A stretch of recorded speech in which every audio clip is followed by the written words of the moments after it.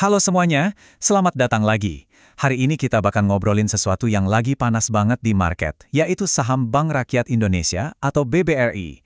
Kita bakal bedah tuntas datanya, ngeliat apa sih yang sebenarnya terjadi di balik layar pergerakan saham ini, dan pastinya nyusun strategi jitu buat kalian para investor jangka panjang.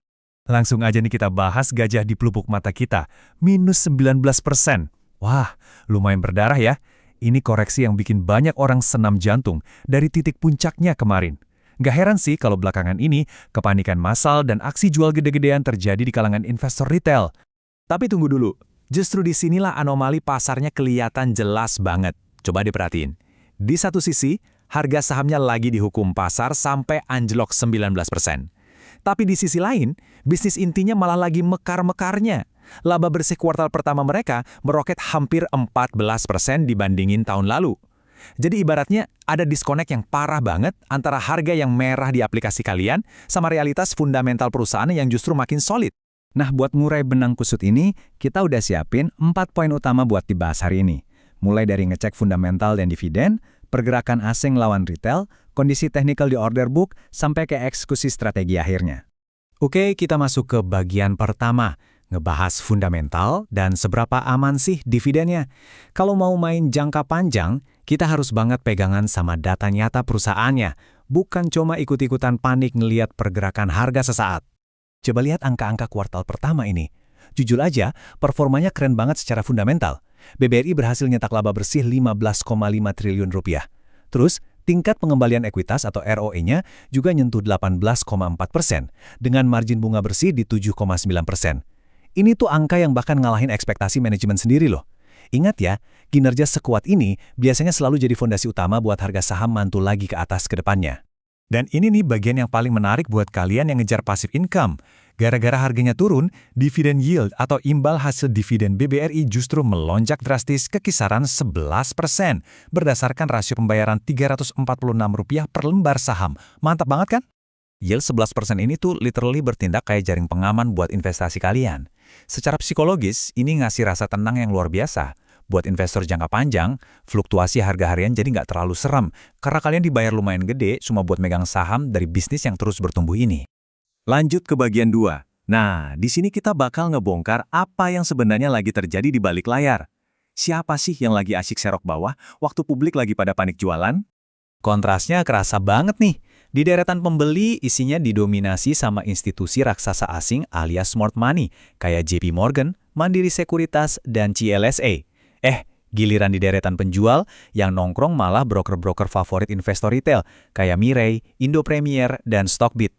Kelihatan jelas kan bedanya strategi institusi kelas kakap sama kepanikan retail? So, apa maknanya buat kita?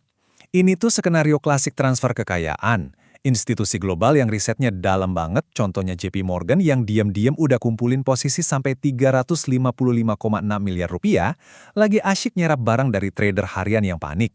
Kalau di sejarah pasar saham, aksi jual massal dari retail di harga bawah itu sering banget malah jadi kontra indicator, alias tanda kuat kalau harganya bakal segera mantul naik. Buat ngelihat akumulasi institusi, pergerakan dana asing itu indikator andalan kita, dan datanya benar-benar teriak, akumulasi besar. Institusi asing tuh terus nyatetin net buy sejak awal Mei kemarin. Mereka kayaknya santai banget nyicil beli, nggak peduli sama sekali sama drama harga harian di pasar. Oke, kita masuk ke bagian 3. Gimana nih bentuk fisik dari akumulasi gede-gedean tadi kalau kita lihat langsung di grafik sama order booknya di pasar? Kalau kalian perhatiin grafiknya baru-baru ini, muncul pola yang namanya hammer candlestick. Pola ini, apalagi dikombo sama lonjakan volume yang gila-gilaan sampai 348 juta lembar, itu tanda klasik banget kalau para penjual udah mulai kehabisan napas. Atau istilahnya, seller exhaustion. Ini ngasih sinyal kuat kalau potensi harga buat rebound jangka pendek udah di depan mata. Dan kalau kita intip order booknya, permintaan instan di pasar tuh lagi kenceng banget. Rasio antara yang ngantri mau beli sama yang mau jual itu ada di angka 4:1. Bayangin aja, minat pembelinya 4 kali lipat lebih dominan daripada tekanan orang yang mau jualan. Yang paling epik sih ini, ada antrean beli yang masif banget, sekitar 300.000 lot lebih. Nangkring santai tepat di angka support psikologis Rp3.000. Ini tuh benar-benar kayak tembok tebal yang sengaja dipasang sama pembeli institusi buat nyerap habis semua suplai barang dari retail yang lagi panik. Nah, sekarang bagian paling krusial. Setelah tahu semua fakta tadi, gimana sih langkah taktis buat ngeeksekusinya biar investasi kita tetap aman? Kuncinya ada di kedisiplinan kalian nerapin strategi 3 fase ini. Pertama, coba cicil posisi awal di area 3.000 sampai 3.100. Terus, kalau harganya masih tertekan turun, jangan panik, tambah porsinya di area 2.950.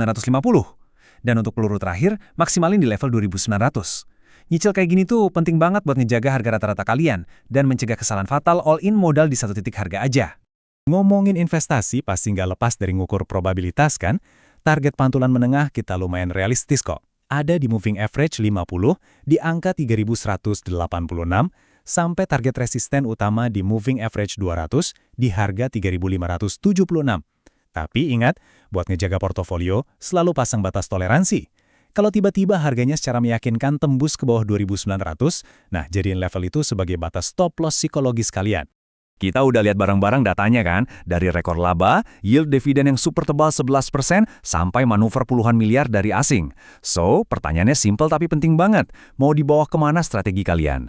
Bakal ngebiarin rasa takut mendikte keputusan layaknya retail yang panik, atau mau mikir dan nyusun strategi cantik layaknya smart money global? Keputusannya ada di tangan kalian. Semoga obrolan kita hari ini bisa bantu bikin portofolio jangka panjang kalian makin kuat ya.